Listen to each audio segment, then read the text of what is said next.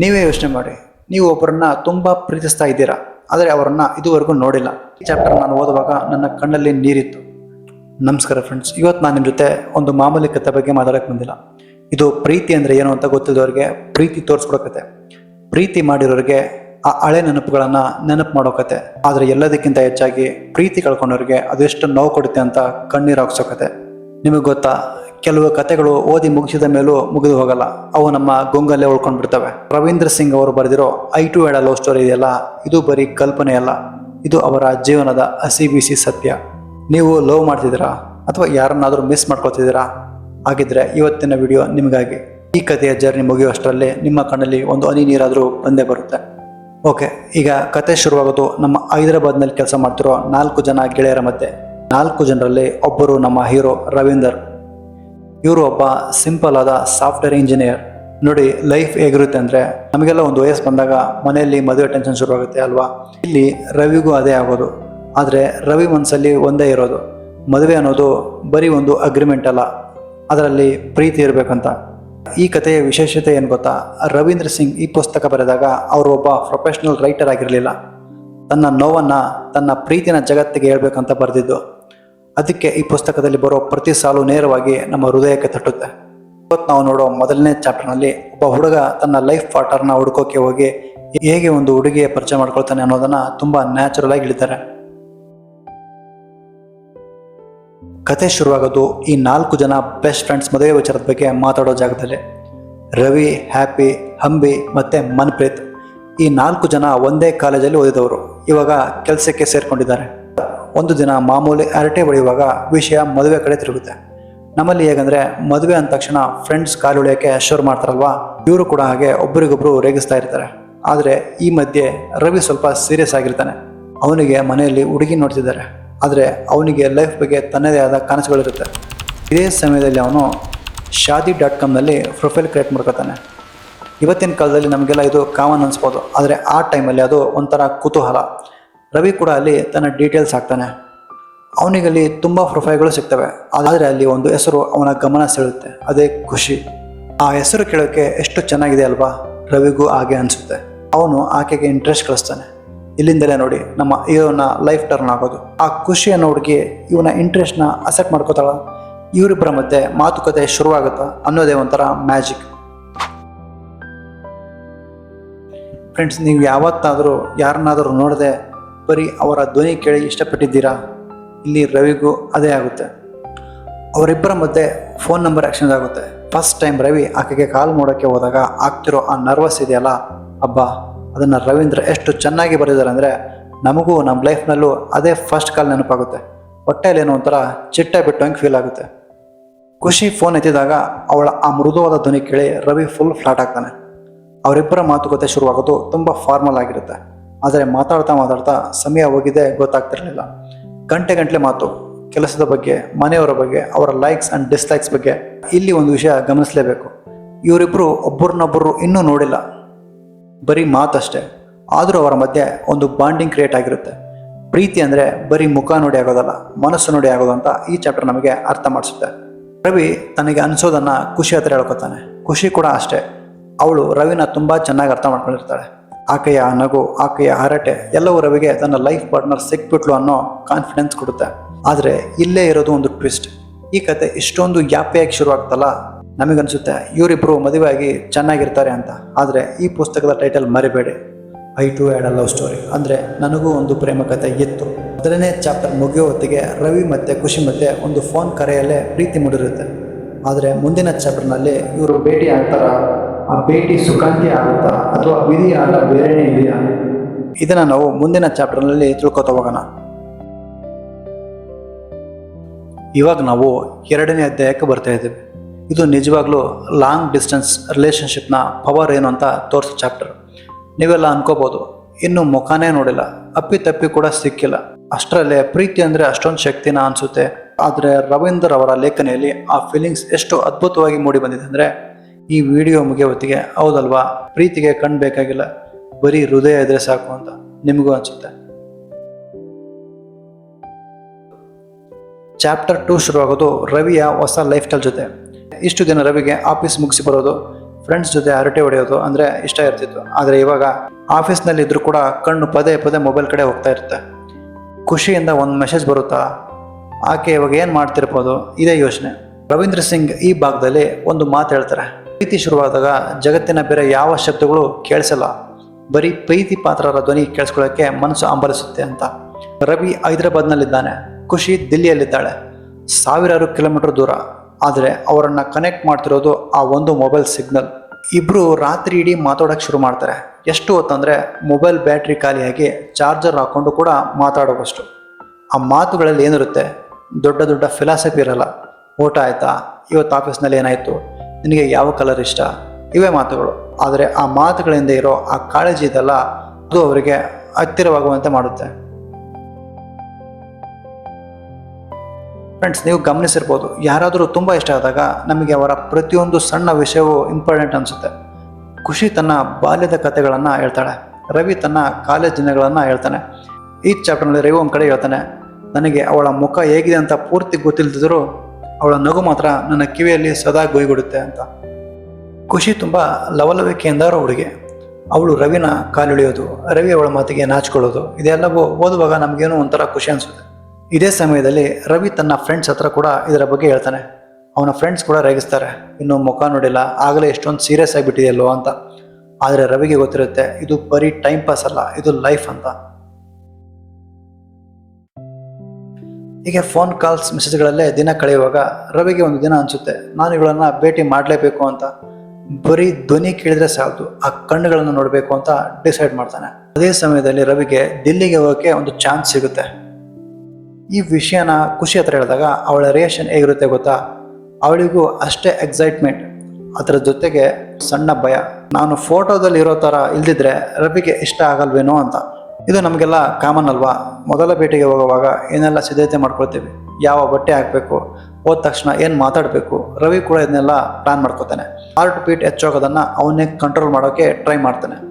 ಈ chapter end ಆಗೋ ಹೊತ್ತಿಗೆ ಆ ಭೇಟಿಯ ಕಾತುರ ನಮ್ಮನ್ನು ಆವರಿಸಿಕೊಳ್ಳುತ್ತೆ. ಸೊ ಫ್ರೆಂಡ್ಸ್, ಚಾಪ್ಟರ್ 2ರಲ್ಲಿ ನಮಗೆ ಅರ್ಥ ಆಗೋದಿಷ್ಟೇ, ಪ್ರೀತಿಗೆ ಭೌತಿಕವಾಗಿ ಅಂತರ ಅಡ್ಡಿ ಬರಲ್ಲ. ರವಿ ಮತ್ತು ಖುಷಿ ಇನ್ನೂ ಭೇಟಿಯಾಗಿಲ್ಲ, ಆದರೆ ಅವರು ಈಗಾಗಲೇ ಒಬ್ಬರಿಗೊಬ್ಬರು ಜೀವನನ ಅರ್ಪಿಸಿಕೊಳ್ಳೋಕ್ಕೆ ರೆಡಿಯಾಗಿದ್ದಾರೆ. ಮುಂದಿನ ಚಾಪ್ಟರ್ನಲ್ಲಿ ನಾವು ಆ ಬಹುನಿರೀಕ್ಷಿತ ಭೇಟಿಯಾಗಿತ್ತು. ವಿಮಾನ ನಿಲ್ದಾಣದಲ್ಲಿ ರವಿ ಖುಷಿನ ನೋಡಿದಾಗ ಅವನ ಮೊದಲ ರಿಯಾಕ್ಷನ್ ಏನಿತ್ತು, ಆ ಕ್ಷಣಗಳು ಇವತ್ತಿಗೂ ರವೀಂದ್ರ ಅವರ ಮನಸ್ಸಲ್ಲಿ ಹೇಗೆ ಅಚ್ಚಳಿಯಾಗಿ ಉಳಿದಿವೆ. ನನಗಂತೂ ಆ ಮೊದಲ ಭೇಟಿಯ ಬಗ್ಗೆ ಹೇಳಿರುವಾಗಲೇ ಆ ಮೈ ರೋಮಾಂಚನ ಆಗ್ತಿದೆ. ಫ್ರೆಂಡ್ಸ್, ಇವತ್ತು ನಾವು ಈ ಕಥೆಯ ಅತ್ಯಂತ ಸುಂದರವಾದ ಘಟ್ಟಕ್ಕೆ ಬಂದಿದ್ದೇವೆ. ನೀವೇ ಯೋಚನೆ ಮಾಡಿ, ನೀವು ಒಬ್ಬರನ್ನ ತುಂಬ ಪ್ರೀತಿಸ್ತಾ ಇದ್ದೀರಾ, ಆದರೆ ಅವರನ್ನು ಇದುವರೆಗೂ ನೋಡಿಲ್ಲ. ಬರೀ ಫೋನ್ ಧ್ವನಿಯಲ್ಲೇ ಅವರ ಇಡೀ ವ್ಯಕ್ತಿತ್ವವನ್ನು ಕಲ್ಪನೆ ಮಾಡ್ಕೊಂಡಿದ್ದೀರಾ. ಇವತ್ತು ಅವರನ್ನು ಮೊದಲ ಬಾರಿಗೆ ಕಣ್ಣಾರೆ ನೋಡೋ ಸಮಯ ಬಂದಾಗ ಆ ಫೀಲಿಂಗ್ ಹೇಗಿರುತ್ತೆ? ಹೃದಯ ಜೋರಾಗಿ ಬಡ್ಕೊಳ್ತಾ ಇರುತ್ತೆ, ಕೈ ಕಾಲು ನಡುಗ್ತಾ ಇರುತ್ತೆ, ಏನೋ ಒಂಥರ ಅಚ್ಚರಿಯ ಲೋಕದಲ್ಲಿರೋ ಥರ ಅನಿಸುತ್ತೆ ಅಲ್ವಾ? ಇವತ್ತು ರವೀಂದ್ರ ಸಿಂಗ್ ಅವರು ತಮ್ಮ ಲೈಫ್ನ ಮ್ಯಾಜಿಕಲ್ ಮೂಮೆಂಟ್ ಅಂದರೆ ಖುಷಿನ ಮೊದಲ ಬಾರಿ ಭೇಟಿಯಾದ ಆ ಕ್ಷಣಗಳನ್ನು ಈ ಚಾಪ್ಟರ್ನಲ್ಲಿ ಬಿಚ್ಚಿಡ್ತಿದ್ದಾರೆ. ನಂಬಿ ಫ್ರೆಂಡ್ಸ್, ಈ ಚಾಪ್ಟರ್ ನಾನು ಓದುವಾಗ ನನ್ನ ಕಣ್ಣಲ್ಲಿ ನೀರಿತ್ತು. ಬನ್ನಿ, ಆ ಅದ್ಭುತ ಕ್ಷಣಗಳನ್ನು ನಾವು ಕೂಡ ಅನುಭವಿಸೋಣ. ರವೀಂದ್ರ ಅವರು ಹೈದರಾಬಾದ್ನಿಂದ ದಿಲ್ಲಿಗೆ ಫ್ಲೈಟ್ ಇರ್ತಾರೆ. ಆ ಇಡೀ ಜರ್ನಿಲಿ ಅವರಿಗೆ ನಿದ್ದೆ ಬರಲ್ಲ, ಬರೀ ಖುಷಿಯದ್ದೇ ಯೋಚನೆ. ಅವಳು ಹೇಗೆ ಕಾಣ್ತಾ ಇರ್ಬೋದು, ನನ್ನ ನೋಡಿದ ತಕ್ಷಣ ಅವಳು ಏನು ಹೇಳ್ಬೋದು, ನಾನು ಅವಳನ್ನು ಹೇಗೆ ಮಾತಾಡಿಸ್ಬೇಕು, ಹೀಗೆ ಸಾವಿರಾರು ಪ್ರಶ್ನೆಗಳು. ರವೀಂದ್ರ ಇಲ್ಲಿ ಒಂದು ಮಾತು ಹೇಳ್ತಾರೆ, ವಿಮಾನ ಗಾಳಿಯಲ್ಲಿ ಹಾರಾಡ್ತಾ ಇರ್ಬೋದು, ಆದರೆ ನನ್ನ ಮನಸ್ಸು ಅದಕ್ಕಿಂತ ವೇಗವಾಗಿ ಹಾರಿ ಈಗಾಗಲೇ ದಿಲ್ಲಿ ಏರ್ಪೋರ್ಟ್ನಲ್ಲಿ ಖುಷಿ ಪಕ್ಕ ನಿಂತಿದೆ ಅಂತ. ಏರ್ಪೋರ್ಟ್ನಲ್ಲಿ ಇಳಿದ ಮೇಲೆ ಆ ಲಗೇಜ್ ತಗೊಳ್ಳೋ ತನಕ ಇರೋ ಆ ತಾಳ್ಮೆ ಇದೆಯಲ್ಲ, ಅದು ಅವರಿಗೆ ನರಕ ಅನಿಸುತ್ತೆ. ಆತಂಕ ಎಷ್ಟು ಜಾಸ್ತಿ ಇರುತ್ತೆ ಅಂದರೆ, ರವಿಗೆ ತನ್ನ ಸುತ್ತಮುತ್ತ ಇರೋ ಜನ ಯಾರೂ ಕಾಣಿಸಲ್ಲ, ಬರೀ ಖುಷಿ ಹುಡುಕೋಕೆ ಕಣ್ಣುಗಳು ಆತುರಿತಾ ಇರ್ತವೆ. ರವೀಂದರ್ ಏರ್ಪೋರ್ಟ್ನಿಂದ ಆಚೆ ಬರ್ತಾರೆ. ಇಬ್ಬರು ಫೋನ್ ಕನೆಕ್ಟ್ ಮಾಡ್ಕೋತಾರೆ. ರವಿ, ನಾನು ಇಲ್ಲೇ ಇದ್ದೀನಿ, ನೀನು ಎಲ್ಲಿದ್ದೀಯ ಅಂತ ಖುಷಿ ಕೇಳ್ತಾಳೆ. ಜನ ಜಂಗುಳಿಯ ಮಧ್ಯ ರವಿಯ ಕಣ್ಣುಗಳು ಆ ಕಡೆ ಈ ಕಡೆ ಹುಡುಕ್ತಾ ಇರ್ತವೆ. ಅಷ್ಟರಲ್ಲೇ ದೂರದಲ್ಲಿ ಒಂದು ಸರಳವಾದ ಕುರ್ತಾ ತೊಟ್ಟು, ಮುಖದಲ್ಲಿ ಆಕರ್ಷಕವಾದ ನಗು ಹೊತ್ತು ಒಬ್ಬಳು ಹುಡುಗಿ ನಿಂತಿರ್ತಾಳೆ. ಅವಳೇ ಖುಷಿ. ಅವರಿಬ್ಬರು ಒಬ್ಬರನ್ನೊಬ್ಬರು ನೋಡಿದ ಆ ಒಂದು ಕ್ಷಣ ಇದೆಯಲ್ಲ, ಅಲ್ಲಿ ಕಾಲವೇ ನಿಂತು ಹೋದಾಗೆ ಅನಿಸುತ್ತೆ. ಫೋಟೋದಲ್ಲಿ ನೋಡೋದಕ್ಕೂ ಎದುರುಗಡೆ ನೋಡಿದ್ದಕ್ಕೂ ಎಷ್ಟೋ ವ್ಯತ್ಯಾಸ. ಅವಳು ಫೋಟೋಗಿಂತ 1000 ಪಟ್ಟು ಸುಂದರವಾಗಿದ್ದಾಳೆ. ರವಿಗೆ ಮಾತುಗಳೇ ಬರ್ತಾ ಇಲ್ಲ. ಇಬ್ಬರು ಒಬ್ಬರನ್ನೊಬ್ಬರು ನೋಡ್ತಾ ಸುಮ್ಮನೆ ನಿಂತಿರ್ತಾರೆ. ರವೀಂದರ್ ಹೀಗೆ ಬರೆಯುತ್ತಾರೆ, ನನ್ನ ಕಣ್ಣುಗಳು ಅವಳನ್ನ ನೋಡ್ತಾ ಇದ್ವು, ಅವಳ ಕಣ್ಣುಗಳು ನನ್ನನ್ನು ನೋಡ್ತಾ ಇದ್ವು. ನಮ್ಮಿಬ್ಬರ ಮಧ್ಯೆ ಶಬ್ದಗಳ ಅವಶ್ಯಕತೆ ಇರಲಿಲ್ಲ. ನಮ್ಮ ಮೌನವೇ ಎಲ್ಲವನ್ನು ಹೇಳ್ತಾ ಇತ್ತು. ಆ ಕ್ಷಣದಲ್ಲಿ ಅವರಿಗೆ ಅನಿಸಿದ್ದು ಒಂದೇ, ಹೌದು, ಇವಳೇ ನನ್ನವಳು, ಇವಳೇ ನನ್ನ ಇಡೀ ಜೀವನ ಅಂತ. ಫ್ರೆಂಡ್ಸ್, ಮೊದಲ ಬಾರಿ ಭೇಟಿಯಾದಾಗ ಏನೋ ಒಂದು ಮುಜುಗರ ಇರುತ್ತೆ ಅಲ್ವಾ. ಆದರೆ ರವಿ ಮತ್ತು ಖುಷಿ ಮಧ್ಯೆ ಆ ಮುಜುಗರ ಇರಲೇ ಇಲ್ಲ. ಯಾಕಂದರೆ ಅವರು ಈಗಾಗಲೇ ಫೋನ್ನಲ್ಲಿ ಅಷ್ಟು ಹತ್ತಿರವಾಗಿದ್ದರು. ಇವರಿಬ್ಬರು ಅಲ್ಲಿಂದ ಕ್ಯಾಬ್ನಲ್ಲಿ ಹೋಗುವಾಗ ಖುಷಿ ಮಾಮೂಲಿ ಥರ ಹರಟೆ ಹೊಡೆಯೋಕ್ಕೆ ಶುರು ಮಾಡ್ತಾಳೆ. ರವಿಗೆ ಅವಳ ಚಟಪಟ ಅಂತ ಮಾತಾಡೋ ಸ್ಟೈಲ್ ತುಂಬ ಇಷ್ಟ ಆಗುತ್ತೆ. ರವಿ ಅವಳ ಕೈ ಹಿಡ್ಕೋಬೇಕು ಅಂದ್ಕೊಳ್ತಾನೆ, ಆದರೆ ಸ್ವಲ್ಪ ಭಯ. ಆದರೆ ಖುಷಿನೇ ಅವನಿಗೆ ಆ ಕಂಫರ್ಟ್ ಕೊಡ್ತಾಳೆ. ಈ ಚಾಪ್ಟರ್ನಲ್ಲಿ ಒಂದು ಕಡೆ ಬರುತ್ತೆ, ಖುಷಿ ತನ್ನ ಮನೆಯವ್ರ ಬಗ್ಗೆ, ತನ್ನ ಕನಸುಗಳ ಬಗ್ಗೆ ರವಿ ಹತ್ರ ಮಾತಾಡ್ತಾ ಇರ್ತಾಳೆ. ರವಿಗೆ ಅವಳನ್ನು ನೋಡ್ತಾ ಇದ್ರೆ ಸಮಯ ಹೋಗಿದ್ದೇ ಗೊತ್ತಾಗಲ್ಲ. ಅವರಿಗೆ ಅನಿಸುತ್ತೆ, ಪ್ರೀತಿ ಅಂದರೆ ಕೇವಲ ಆಕರ್ಷಣೆ ಅಲ್ಲ, ಅದು ಇಬ್ಬರ ವ್ಯಕ್ತಿಗಳ ಆತ್ಮಗಳು ಒಂದಾಗೋ ಪ್ರಕ್ರಿಯೆ ಅಂತ. ಆ ದಿನ ರವಿಗೆ ತನ್ನ ಲೈಫ್ನ ಬೆಸ್ಟ್ ಡೇ ಅಂತ ಫೀಲ್ ಆಗುತ್ತೆ. ಸೊ ಫ್ರೆಂಡ್ಸ್, ಇದೇ I too had a love story ಪುಸ್ತಕದ 3ನೇ ಅಧ್ಯಾಯದ ಸಾರಾಂಶ. ಮುಂದಿನ ಚಾಪ್ಟರ್ನಲ್ಲಿ ಈ ಪ್ರೀತಿಗೆ ಮನೆಯವರ ಒಪ್ಪಿಗೆ ಸಿಗುತ್ತಾ, ರವಿ ಮತ್ತು ಖುಷಿಯ ಈ ಸುಂದರ ಜರ್ನಿಯಲ್ಲಿ ಮುಂದೆ ಬರೋ ಅಡೆತಡೆಗಳೇನು, ಇದನ್ನೆಲ್ಲ ತಿಳ್ಕೊಬೇಕಂದ್ರೆ ನಾವು ಮುಂದಿನ ಚಾಪ್ಟರ್ನಲ್ಲೇ ತಿಳ್ಕೊಬೇಕಾಗುತ್ತೆ. ಸೊ ಈಗ ನಾನು 4ನೇ ಅಧ್ಯಾಯಕ್ಕೆ ಬರ್ತಾ ಇದ್ದೀನಿ. ನಿಮಗೆ ಗೊತ್ತಾ, ಪ್ರೀತಿ ಮಾಡೋದು ಒಂದು ಎತ್ತರ ಆದರೆ ಆ ಪ್ರೀತಿನ ಮದುವೆ ಹಂತಕ್ಕೆ ತಗೊಂಡು ಹೋಗೋದು ಇನ್ನೊಂದು ದೊಡ್ಡ ಸಾಹಸ. ಅದರಲ್ಲೂ ನಮ್ಮ ಇಂಡಿಯನ್ ಫ್ಯಾಮಿಲಿಗಳಲ್ಲಿ ಪ್ರೀತಿ ಅಂದರೆ ಅದು ಬರೀ ಇಬ್ಬರ ವ್ಯಕ್ತಿಗಳ ಮಧ್ಯೆ ಇರೋದಲ್ಲ, ಅದು ಇಡೀ ಕುಟುಂಬಗಳ ಮಧ್ಯೆ ಇರೋದು.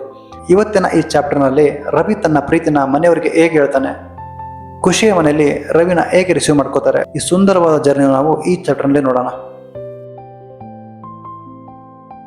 ರವಿ ದಿಲ್ಲಿಯಲ್ಲಿದ್ದ ಆ ಕೆಲವು ದಿನಗಳು ಅವನ ಲೈಫ್ನ ಗೋಲ್ಡನ್ ಡೇಸ್ ಅಂತಾನೆ ಹೇಳ್ಬೋದು. ಎಷ್ಟು ದಿನ ಫೋನಲ್ಲಿ ಮಾತಾಡ್ತಿದ್ದವರು ಇವಾಗ ಜೊತೆಯಲ್ಲೇ ಕಾಲ ಕಳೀತಿದ್ದಾರೆ. ಅವರು ಪಾರ್ಕ್ಗೆ ಹೋಗೋದು, ಸಿನಿಮಾ ನೋಡೋದು, ಹೋಟೆಲ್ಗೆ ಹೋಗೋದು, ಇದೆಲ್ಲವೂ ತುಂಬ ಸಿಂಪಲ್ ಆಗಿದ್ರು ಅವರಿಗೆ ಅದು ಸ್ಪೆಷಲ್ ಅನಿಸುತ್ತೆ. ರವೀಂದರ್ ಇಲ್ಲಿ ಒಂದು ವಿಷಯ ಹೇಳ್ತಾರೆ, ನಾವು ಹತ್ತಿರ ಇದ್ದಾಗ ಮೌನ ಕೂಡ ಮಾತಾಡುತ್ತೆ ಅಂತ. ಖುಷಿ ತನ್ನ ಸಣ್ಣ ಪುಟ್ಟ ಆಸೆಗಳನ್ನ ರವಿ ಹತ್ರ ಹಂಚ್ಕೋತಾಳೆ. ರವಿಗೆ ಅನಿಸುತ್ತೆ, ಈ ಹುಡುಗಿನ ನಾನು ಯಾವತ್ತೂ ಕಳ್ಕೋಬಾರ್ದು ಅಂತ. ಆದರೆ ಅವರಿಬ್ಬರಿಗೂ ಗೊತ್ತು, ಮದುವೆ ವಿಷಯ ಬಂದಾಗ ಮನೆಯವರ ಸಪೋರ್ಟ್ ಎಷ್ಟು ಮುಖ್ಯ ಅಂತ. ಈ ಚಾಪ್ಟರ್ನಲ್ಲಿ ರವಿ ಖುಷಿಯ ಧೈರ್ಯವನ್ನು ನೋಡಿ ಆಶ್ಚರ್ಯ ಪಡ್ತಾನೆ. ಖುಷಿ ತನ್ನ ಪ್ರೀತಿಯ ಬಗ್ಗೆ ಮನೆಯವರ ಹತ್ರ ಮಾತಾಡೋಕ್ಕೆ ರೆಡಿಯಾಗಿರ್ತಾಳೆ. ಆಕೆಯ ಆ ಕಾನ್ಫಿಡೆನ್ಸ್ ರವಿಗೂ ತುಂಬ ದೊಡ್ಡ ಧೈರ್ಯ ಕೊಡುತ್ತೆ. ಓಕೆ, ಇವಾಗ ದೊಡ್ಡ ಟಾಸ್ಕ್ ಬಂದಿದೆ, ಮನೆಯವರಿಗೆ ವಿಷಯ ಮುಟ್ಟಿಸೋದು. ರವಿ ತನ್ನ ತಾಯಿಗೆ ಫೋನ್ ಮಾಡಿ ವಿಷಯ ಹೇಳ್ತಾನೆ. ಒಬ್ಬ ಮಗ ತಾಯಿಗೆ ತನ್ನ ಪ್ರೀತಿಯ ಬಗ್ಗೆ ಹೇಳುವಾಗ ಆಗೋ ಆ ಸಂಕೋಚ, ಆ ನರ್ವಸ್ ಇದೆಯಲ್ಲ, ರವೀಂದ್ರ ಅದನ್ನು ತುಂಬ ನ್ಯಾಚುರಲ್ ಆಗಿ ಬರೆದಿದ್ದಾರೆ. ಅವರ ತಾಯಿ ಫಸ್ಟ್ ರಿಯಾಕ್ಷನ್ ಹೇಗಿರುತ್ತೆ, ಅವರು ಕೂಡ ಆತಂಕ ಪಡ್ತಾರೆ. ಯಾಕಂದರೆ ರವಿ ಪಂಜಾಬಿ, ಖುಷಿ ಕೂಡ ಬೇರೆ ಕಡೆಯವರು, ಸಂಸ್ಕೃತಿ, ಆಚಾರ ವಿಚಾರ ಎಲ್ಲವೂ ಬೇರೆ ಇರ್ಬೋದು ಅನ್ನೋ ಭಯ ಅವರಲ್ಲಿ ಇರುತ್ತೆ. ಆದರೆ ರವಿ ತನ್ನ ತಾಯಿಗೆ ಅರ್ಥ ಮಾಡಿಸ್ತಾನೆ, ಅಮ್ಮ, ಅವಳು ನನ್ನನ್ನು ತುಂಬ ಚೆನ್ನಾಗಿ ಅರ್ಥ ಮಾಡ್ಕೊಳ್ತಾಳೆ, ಅವಳು ನಿಮ್ಮನ್ನು ತುಂಬ ಚೆನ್ನಾಗಿ ನೋಡ್ಕೋತಾಳೆ ಅಂತ. ಇನ್ನೊಂದು ಕಡೆ ಖುಷಿ ತನ್ನ ತಂದೆ ತಾಯಿ ಹತ್ರ ಮಾತಾಡ್ತಾಳೆ. ಖುಷಿಯ ತಂದೆ ಮಗಳ ಮೇಲೆ ಅತೀವ ಪ್ರೀತಿ ಇರೋ ವ್ಯಕ್ತಿ, ಮಗಳ ಸಂತೋಷವೇ ಅವರಿಗೆ ಮುಖ್ಯ. ಅವರು ರವಿನ ಭೇಟಿ ಮಾಡೋಕ್ಕೆ ಒಪ್ಕೋತಾರೆ. ಈ ಕ್ಷಣ ರವಿ ಮತ್ತು ಖುಷಿಗೆ ದೊಡ್ಡ ರಿಲೀಫ್ ಕೊಡುತ್ತೆ. ಪ್ರೀತಿ ಮಾಡುವ ಪ್ರತಿಯೊಬ್ಬರಿಗೂ ಈ ಹಂತ ತುಂಬಾನೇ ಇಂಪಾರ್ಟೆಂಟ್ ಅಲ್ವಾ. ರವೀಂದರ್ ಖುಷಿಯ ಮನೆಗೆ ಹೋಗೋ ಆ ಸೀನ್ ಇದೆಯಲ್ಲ, ಅಬ್ಬಾ, ಅದು ಒಂಥರ ಇಂಟರ್ವ್ಯೂ ಥರ ಇರುತ್ತೆ.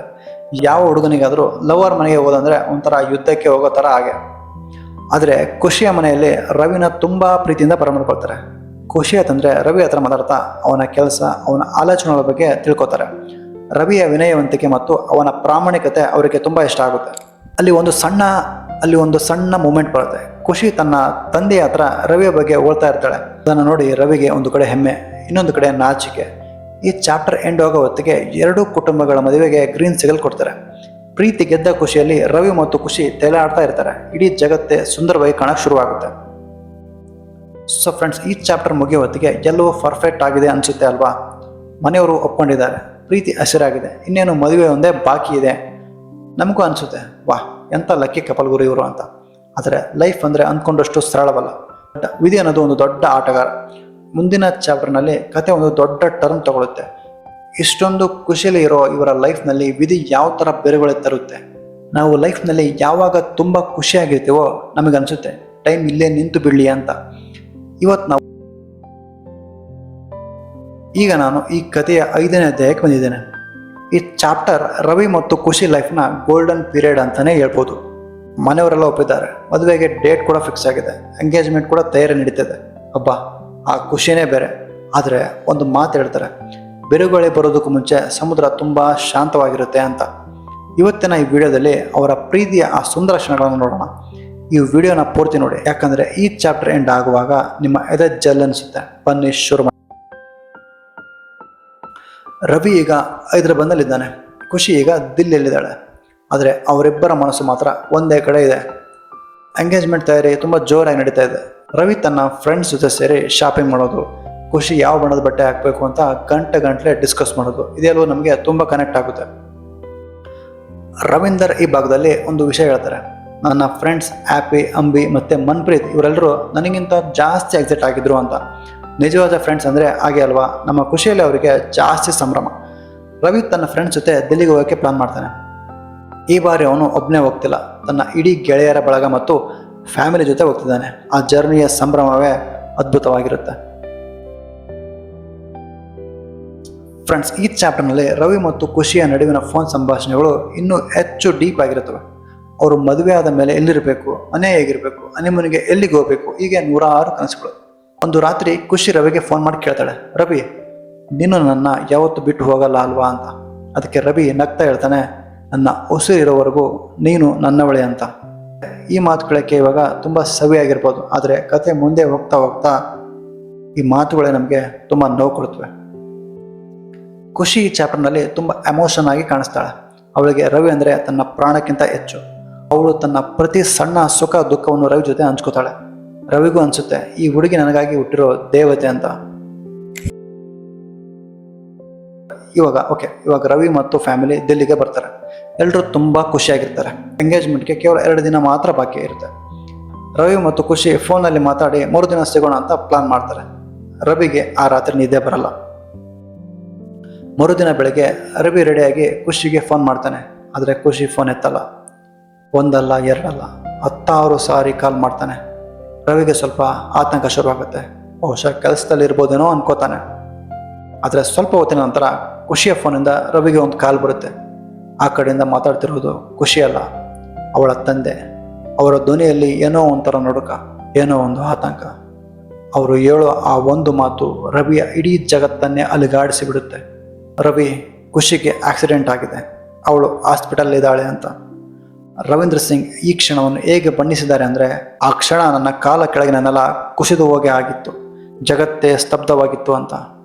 ಅಲ್ಲಿವರೆಗೂ ಹಸಿರಾಗಿದ್ದ ಪ್ರೇಮಕತೆ ಇವಾಗ ರಕ್ತ ಸಿಕ್ತವಾಗುವಂತಕ್ಕೆ ಬಂದು ನಿಂತಿದೆ. ಇವತ್ತಿನ ಈ ಪಾರ್ಟ್ ಇಲ್ಲಿಗೆ ಮುಗಿಯುತ್ತೆ. ಯೋಚನೆ ಮಾಡಿ, ಯಾವ ಹುಡುಗಿಯನ್ನ ನೋಡೋಕ್ಕೆ, ಯಾವ ಹುಡುಗಿಯನ್ನ ತನ್ನವಳನ್ನಾಗಿ ಮಾಡ್ಕೊಳ್ಳೋಕ್ಕೆ ರವಿ 106 ಕನಸುಗಳನ್ನು ಹೊತ್ತು ದಿಲ್ಲಿಗೆ ಬಂದಿದ್ನೋ, ಇವತ್ತು ಅವಳನ್ನು ನೋಡೋಕ್ಕೆ ಅವನು ಹೋಗ್ತಿರೋದು ಮಂಟಪಕ್ಕಲ್ಲ, ICU ವಾರ್ಡ್ಗೆ. ಮುಂದಿನ ಭಾಗದಲ್ಲಿ ಏನಾಗುತ್ತೆ? ಖುಷಿ ಬದುಕ್ತಾಳ? ಆ ಆಕ್ಸಿಡೆಂಟ್ ಅವರಿಬ್ಬರ ಲೈಫನ್ನು ಹೇಗೆ ಚೇಂಜ್ ಮಾಡುತ್ತೆ? ನನಗೆ ಈ ಭಾಗ ಹೇಳುವಾಗಲೇ ಮಾತು ಬರ್ತಾ ಇಲ್ಲ. ಈ ಕತೆ ಇಷ್ಟೊಂದು ನೋವು ಕೊಡುತ್ತೆ ಅಂತ ಯಾರೂ ಅಂದ್ಕೊಂಡಿರಲಿಲ್ಲ. ನಿಮಗೆ ಈ ವಿಡಿಯೋ ನೋಡಿ ಏನು ಅನ್ನಿಸ್ತಿದೆ ಅಂತ ಕಮೆಂಟ್ ಮಾಡಿ. ವಿಧಿಯ ಆಟದ ಬಗ್ಗೆ ನಿಮ್ಮ ಅಭಿಪ್ರಾಯ ಏನು?